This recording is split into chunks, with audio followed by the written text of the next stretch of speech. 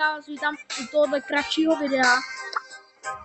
Co se týče videí, tak bude vycházet, video bude vycházet v pondělí, ve středu a v sobotu. Ano, v pondělí, v sobotu a... To je vlastně dneska za den, já se podívám. Ok lidi, dneska je úterý, takže zítra vydám nové videjku. A co se týče postav. Teď dělám kredity na Max. Ano. Právě, jak jsem unlockoval tu Sandy, budete tam mít video, máte tam video na kanále, jak jsem unlockoval Sandy, tak teď odemykám Max. A potřebuju jednu radu.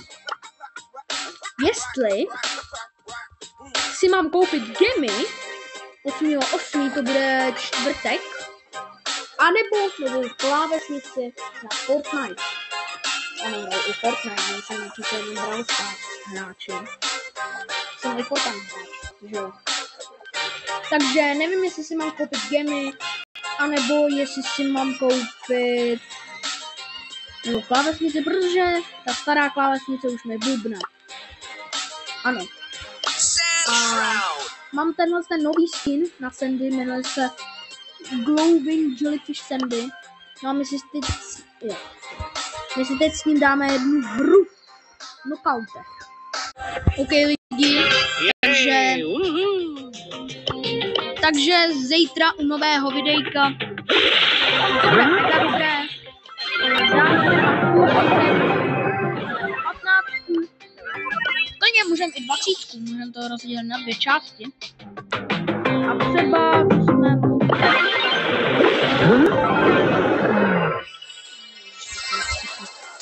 někdy bychom teď třeba mohli udělat, jak unboxinguju novou klávesnici, nebo jak rozdělávám novou klávesnici. A myslím, že si koupím asi tu stejnou, kterou mám. Ano, mám White Shark. A nebo si mám koupit, teď vůbec nevím, nějakou jinou. Jestli si mám koupit nějakou jinou, tak prostě mi napište do komentářů, jakou si mám koupit. Ok lidi, mezi tím, co jsem říkal o těch videích, tak si spočítáme, kolik mám skinů. Ano, našeli mám jeden, tak to máme dva, 3 skiny, 4, 5,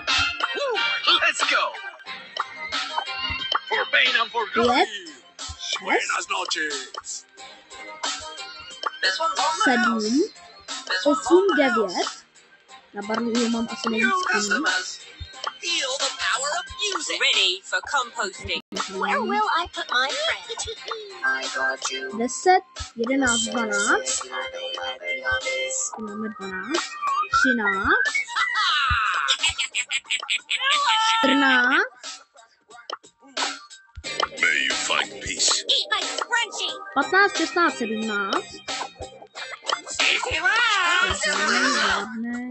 Time for a lightsaber.